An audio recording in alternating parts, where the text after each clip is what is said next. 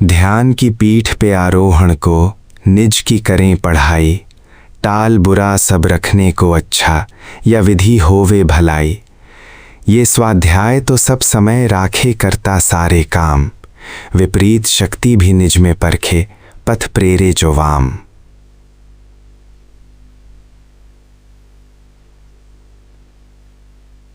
बाहर से व्यर्थ की उलझन से मुक्ति पाने के लिए हिंसा आदि पापों से उपरत या टले रहना, इसी प्रकार तत्पश्चात अपने अंदर की बढ़ी हुई तृष्णा को युक्ति युक्त या समुचित बुद्धिमत्ता के ढंग से नियम में रखना, अपनी इंद्रियों और देह का उचित मात्रा में संयम होने पर दूसरों से और अपने अंदर के बहुत कुछ व्यर्थ और दुखदायी संसार की दास्ता से मुक्ति मिल जाएगी।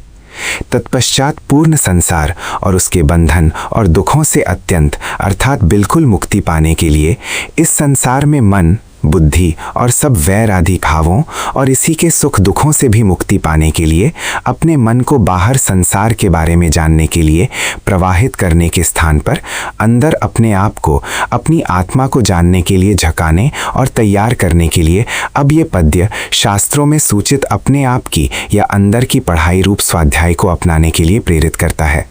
स्वाध्याय शब्द का अर्थ है अपने आप का अध्ययन। यहाँ स्वाध्याय शब्द का विशेष अर्थ ये है कि अपने को जानने समझने के लिए मन को जोड़ना, अपनी भली प्रकार से जांच करना, यही अपने आप की पढ़ाई है। यदि ध्यान की पीठ पर आरोहण या चढ़ाई करनी है तो मनुष्य को प्रथम अपने आप की ही पढ़ाई या स्वाध्याय करना होगा। दूसरों को जानने समझने के लिए बाह्य स्वार्थ के कारण तो सब स्वभाव से ही बड़े दक्ष या चतुर हैं और बुद्धिमान भी, परंतु जब अपने को समझना हो तो मन नहीं लगता।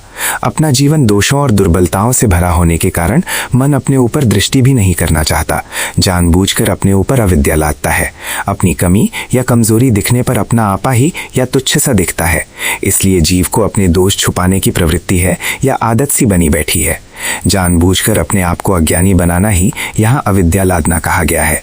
यहाँ यही जानने का है कि अपने ऊपर पर्दा नहीं डालना, अपनी कमी या कमजोरी को नहीं छुपाना। ये ठीक है कि दूसरों को इनके बखान करने की तो आवश्यकता नहीं, परंतु अपनी दृष्टि में इनको अवश्य रखना है, जिससे कि अपना हित ध्यान द्वारा समझकर इन्हें त्यागने का बल अपने को प्राप्त हो सके। यदि मैं स्वयं ही दुख देने वाली अपनी किसी खोटी आदत को थोड़े से सुख को ही दृष्टि में रखता हुआ बनाए रखना चाहूं और उस आदत को दुख देने वाली समझने में अपनी दृष्टि बंद रखूं और सत्य भर पर्दा डाले रखूं, तो मैं ही एक दिन इतना दुखी हो जाऊंगा कि मुझे दुख और शोक कभी छोड़ेंगे ही नहीं। तब जीवन के लोभ से दूसरों के बतलाए जाने पर तो पुनः आदत का सुख भी छोड़ना ही पड़ेगा। यही है अज्ञान के बंधन को अपने ऊपर लादने का भयंकर परिणाम या नतीजा।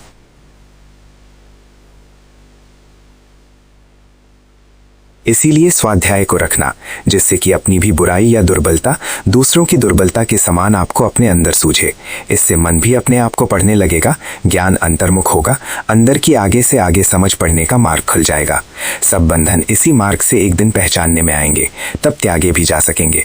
जब अपने अंदर बुराइयां भी दृष्टि में पड़ने लगेंगी तो उन्हें छोड़ने, टालने का अवसर भी प्राप्त होगा और उन बुराइयों के स्थान पर यत्न से अच्छाई को रखने का ध्यान भी आएगा, जिससे कि अपनी भलाई या कल्याण सिद्ध हो। ऐसा ये स्वाध्याय या अपने आप की पढ़ाई हर समय रखने का है। सब काम करते हुए भी स्मृति और मन की उपस्थिति रखकर अपने आप में छोटी छोटी बातों में भी जो चिढ़, क्रोध, लोभ या ईर्ष्या आदि विकार आते रहते हैं, साधारण मनुष्य उन पर ध्यान नहीं देता, परंतु आप साधक रूप से यदि उनको भी दृष्टि में रखकर समझ से टालते रहने का अभ्यास या आदत डालेंगे तो आपका जीवन चाहे किसी भी क्षेत्र में हो सफल होगा और अपनी आत्मा में शांति सुख की वृद्धि होगी। क्योंकि काम, क्रोध, चिढ़ और मन में गुप्त रीति से बहने वाले दुर्भाव, जिससे कि दूसरा बुरा लगता है, इत्यादि मनुष्य का सही बर्ताव भी बाहर नहीं होने देते। जब आपका बर्ताव सही नहीं तो दूसरों का भी आपसे प्रेम और प्रीति का बर्ताव कैसे हो पाएगा। इसी अपनी दुर्बलता के फलस्वरूप मनुष्य अपने में भी एक अप्रिय और घृणा का पात्र हो जाता है। काम, क्रोध, अहंकार और अधिक स्वार्थ परायणता के दोष हमारे लिए ये सब दुखदायी खेल बाहर से दिखाने को लाते हैं। ऐसे ही सारे बंधन हमें संसार के अल्प सुख के बहाने अज्ञानता से महान दुख में फंसाकर रुलाते हैं। ये सब अपना जीवन स्वाध्याय द्वारा रखने से ही ज्ञात होगा, अर्थात समझ में पड़ेगा। यदि ये स्वाध्याय नहीं हो सका तो धर्म ग्रंथों का नित्य पाठ का नियम भी पुराने आचार्य स्वाध्याय रूप से बताते हैं। उनसे भी इन्हीं ऊपर बताए गए अपने अंदर के सत्यों का ज्ञान होगा। इसी स्वाध्याय के साथ साथ जो शक्ति हमें विपरीत मार्ग में प्रेरित करती है, उससे भी अपनी आंख बंद न रखे, इसे भी, इस शक्ति को भी अपने आप को समझने के लिए दृष्टि या स्वाध्याय रखता हुआ मनुष्य अपने अंदर पहचाने। यही तृष्णा की शक्ति है, वह व्यापक रूप से माया की शक्ति है, जो कि थोड़ा सुख का लोभ दिखाकर मनुष्य को बड़े दुख के साथ संसार में बांधी रखती है। ये सब अपनी पढ़ाई से ही पता चलेगा।